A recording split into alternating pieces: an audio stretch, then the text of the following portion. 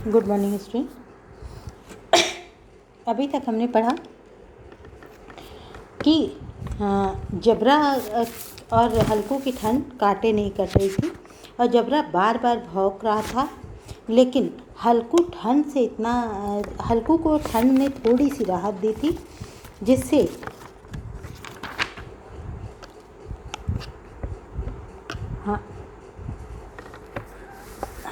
थोड़ी सी राहत दी थी जिससे वो घुप अंधेरे में आगे नहीं बढ़ना चाहता था। और वृक्षों की ओस से टप टप बूंदें टपक रही थी। एकाएक झोंका मेहंदी के फूलों की खुशबू लिए आया। तुम्हारी नाक में भी कुछ सुगंध आ रही है, वह उसे निचोड़ रहा था। हल्कू ने आग ज़मीन पर रख दी और पत्तियां बटोर दिया। ठिठुर जाते नंगे पाँव पहाड़ कर रहा था। इसी में अलाव जल उठा। लौ ऊपर की ओर बैठी। थोड़ी देर में लौ ऊपर वाली स्थिर प्रकाश में बगीचे के विशाल में कुछ ऐसे मालूम होते थे मानो उस अथाह अंधकार में को अपने सिरों पर संभाले हुए। अंधकार के उस अनंत सागर में यह प्रकाश एक नौका के समान हिलता मचलता मालूम होता था। मतलब इतना उसको अंदर से उसकी आत्मीयता इतनी खुश हो रही थी, थोड़ी सी गर्मी लेके, मानो उसको स्वर्ग सा लग रहा था।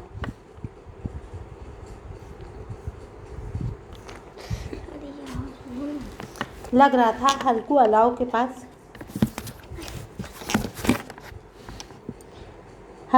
के पास बैठा आग ताप रहा था। एक क्षण में उसने दोहर उतार कर बगल में दबा ली। मतलब कि थोड़ी सी गर्मी आई। अपनी दोहर, जो मतलब कि चादर को ओढ़े हुए है और उसको ओढ़ भी लेता है, बिछा भी लेता है, इसलिए दोहर कहा। दोनों पाँव फैला दिए मानो ठंड को ललकार रहा हो। तेरे जी में जो आए सोकर, ठंड की ऐसी की तैसी हैं। ठंड की असीम शक्ति पर विजय पाकर वह गर्व को हृदय में छुपा कर न रख सकता था। और जबरा से कहा, क्यों जबरा, अब तो ठंड नहीं लग रही है? तो जबरा ने कूं कूं करके मानो हाँ में सर हिला दिया कि क्या अब भी ठंड लगती रहेगी?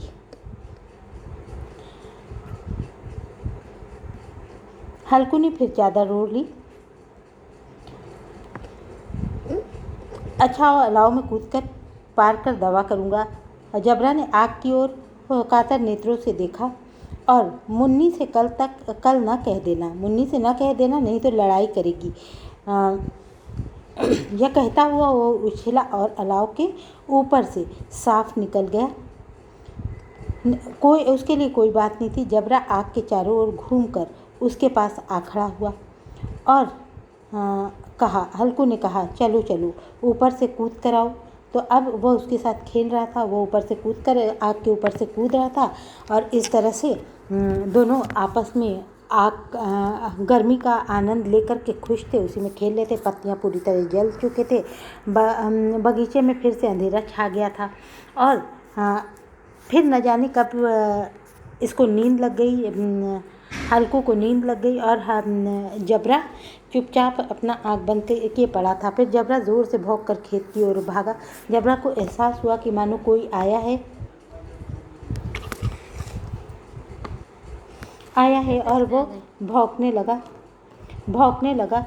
लेकिन हल्कू जबकि जाग रहा था, लेकिन उसको ये लग रहा था कि जबरा के होते कोई जानवर तो आ नहीं सकता और अब तो कुछ नहीं सुनाई देता। मुझे कैसा भी धोखा हुआ है।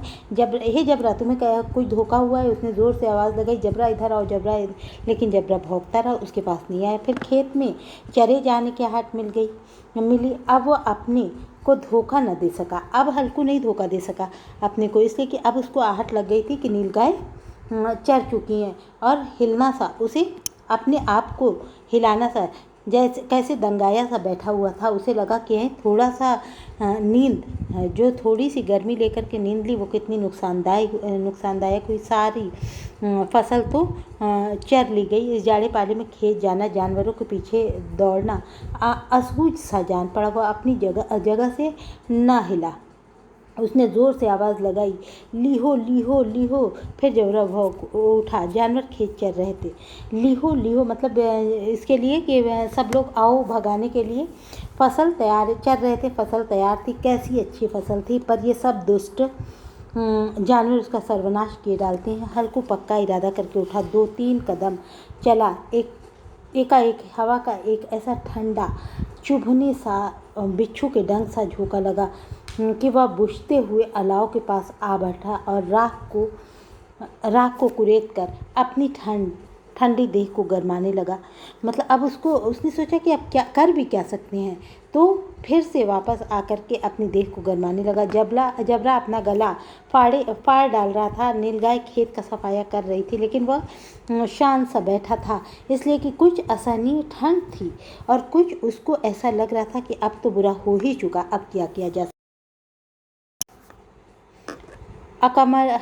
अकर्मण्यता ने रस्सी की भांति उसे चारों तरफ से जकड़ लिया।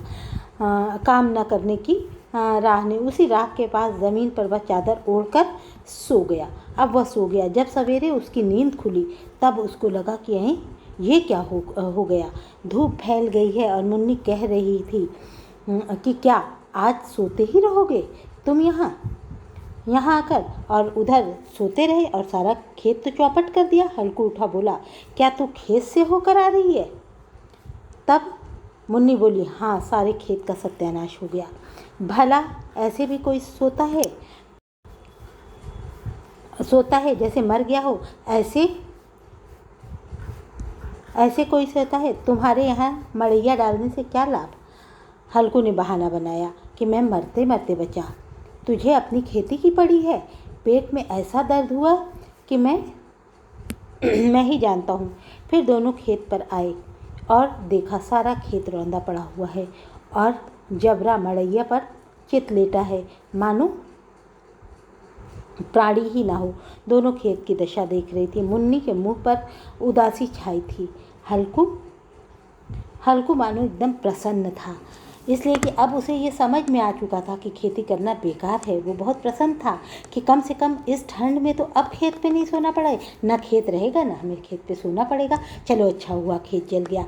अब वो खुश था कि अब मजदूरी कर। हल्कू ने प्रसन्न मुख से कहा कि अब रात की ठंड में यहाँ नहीं सोना पड़ेगा, और अब मैं मजदूरी करूँगा और अपना जीवन अच्छे से गुजारूंगा। तो इस प्रकार मुंशी प्रेमचंद भी कहते हैं कि उस समय किसान की स्थिति ऐसी थी कि उनके लिए यही निर्णय भला था। धन्यवाद।